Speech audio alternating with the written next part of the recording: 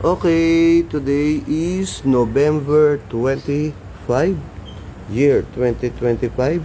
So, may ipadadala po tayo ngayon na 2 pieces po na Catawba grapes, 2 pieces na Black Riviere grapes, 2 pieces na Illinois mulberry, at 2 pieces po na i-box ko lang. Nakalimutan ko kasing i-video, pero lalagay ko na lang yung actual picture nito sa baba. And 2 pieces po ito na Baikonur grapes. Maganda to. Maganda yung sibol na nasa picture. Nilagay ko po.